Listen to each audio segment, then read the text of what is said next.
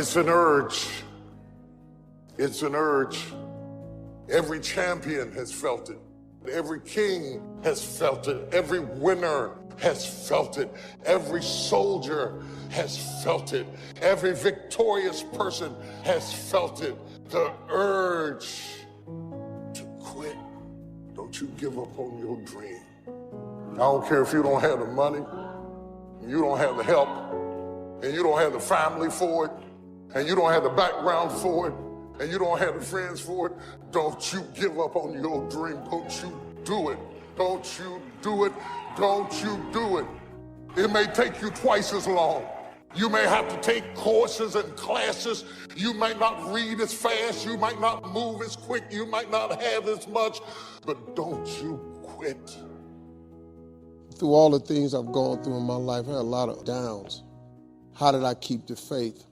It was a couple of reasons. Number one, I know from living that if you quit whatever you're trying to accomplish, if you quit, whatever you were trying to accomplish can never happen. There's not even a remote possibility. If you quit, there is no chance of it popping back up again, coming back later.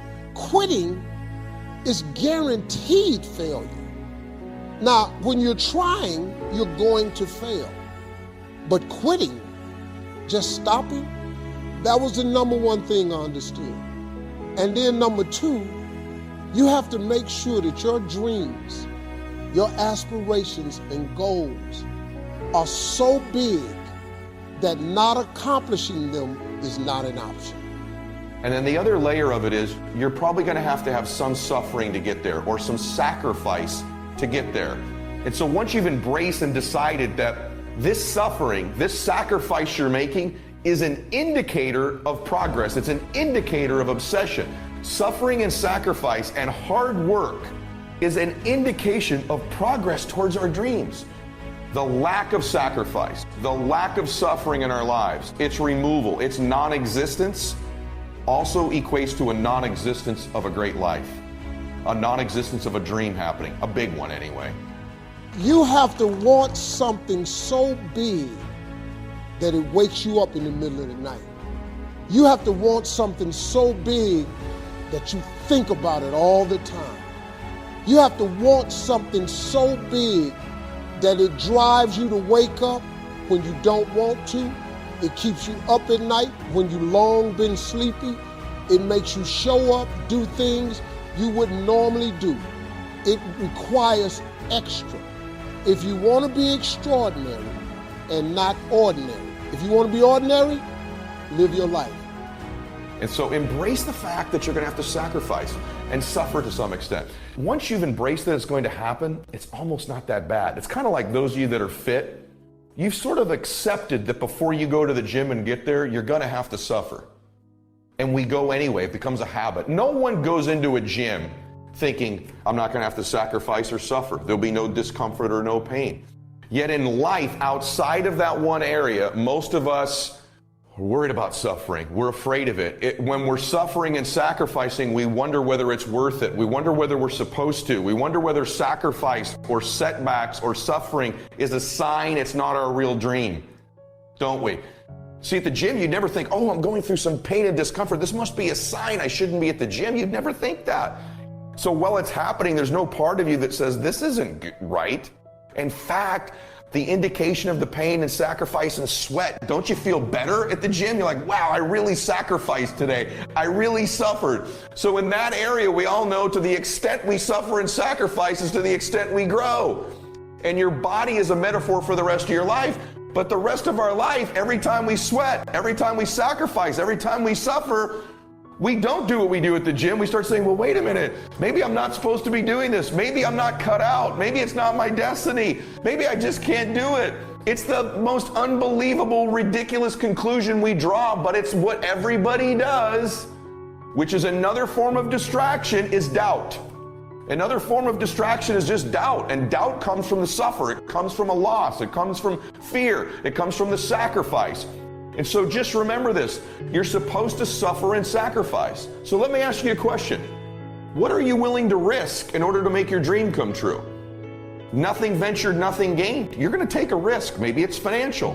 Maybe it's a risk of time. Maybe it's a risk at your job. Maybe it's a risk of looking bad. Maybe it's a risk of failing, of falling on your face, of going broke, of going through pain, of going through anxiety.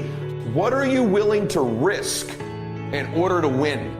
The price you will pay for not making your dream come true is far greater than the one that you will pay to make it come true. You'll pay that one the rest of your life. And so ask yourself what you're willing to risk. What's the price you're willing to pay? Never give up until, however long that is, step by step, piece by piece, book by book, go for it. Don't miss the chance to grow, and resolve that you'll pay the price until you learn, change, grow, become. Then you'll discover some of life's best treasures when you pay that price. Because what most people do when they're trying to chase their dream or their big outcome, the whole time they're negotiating the price in their head. Should I continue to do it? Is it worth it? I don't know if I can continue anymore. It's getting higher, and that price is failure. That price is setback. That price is looking back. That price can be financial, literally a physical price. And what happens is, if you don't negotiate that price in advance, it's going to steal your focus and energy and become another distraction. One of the great distractions of chasing our dreams is this thing that goes off in our head as we're negotiating the price we're paying. Is it getting too high? Is it too much? And you'll have people in your ear, it's too big a sacrifice. You're going through too much. And you begin to negotiate it in your mind. It distracts all your focus. You can't be executing and negotiating simultaneously. If you're in your head negotiating and negotiating and negotiating, you can't execute. So negotiate it now. Negotiate it with me now. What are you willing to pay? For me, when I'm after something big, as long as it's legal, ethical, and moral, I'll sacrifice everything else. But I will not sacrifice anything legal, anything unethical, or anything immoral. But beyond that, I'm going to get it. And I know that negotiation comes up front. I accept the suffering. I accept the sacrifice. I know the sacrifice is far smaller than the one I'll pay if I don't do it. And I eliminate distractions, and I go freaking get what I want in my life, just like you can. And this needs to be your recipe as well. Successful people don't negotiate the cost of something. They negotiate whether it's worth it. What I'm telling you is, if you really want something bad enough, it's worth it. It's worth it. So start to feed yourself the worth question over and over and over again, not the cost question. Cost is a distraction. Worth is a focus mechanism. This is so worth it. It's so worth it. It's so worth it. Focuses you. Cost distracts you. Now, if you don't want to do the extra effort, you finna be regular. There's nothing wrong with being regular. A lot of people are happy being regular. I just wasn't. I ain't want to be regular. If I didn't want no regular house, I didn't want no regular car, I didn't want no regular clothes, I didn't want no regular checking account. I just didn't want it. I wanted to have an exceptional home. I wanted to have an exceptional bank account. I wanted to travel exceptional places. Now, if you don't want that, it's perfectly fine. You can be really happy being ordinary.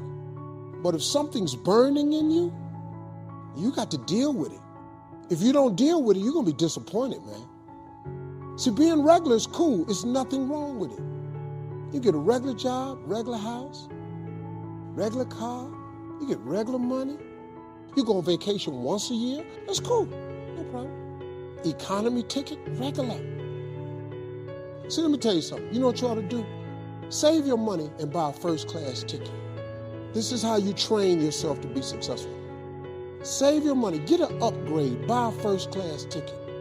Because when you sit in first class, you're going to understand something. The seats are wider. You get a choice of meals, chicken, beef, or fish. You get a bowl of warm nuts. They give you a hot towel to wipe your hands. Why do you think when their plane take off, they close the curtain to first class? They cannot let you see what the is going on up there because you're going to want it back there, but you didn't pay to get it. Hey, what are they doing? They're serving warm nuts. Where's our nuts? Wait a minute. They didn't get charged for the food. Their food was free. They didn't pay for the headsets. They're watching all the movies. Why don't we have that? Because you didn't pay for that. So they closed the curtain so they don't have to deal with your regular ass. wondering what's going on in first class. Once you buy a first class ticket, it becomes very difficult now for you to walk past those seats, because now you're going to know what's going on. So when you treat yourself first class, you are conditioning your mind to now behave and do the things that produce first class results. That's why Dick Gregory said, whenever you can treat yourself first class, you should, because it conditions the mind. Once you fly first class, you never go back. All you got to do is you can condition yourself. Once you buy a really nice dress, you don't want a cheap dress no more. You want another nice dress. I'm telling you, man, being successful is a mental condition. You can all mentally condition yourself to being successful. All you got is your mind. You in control of it.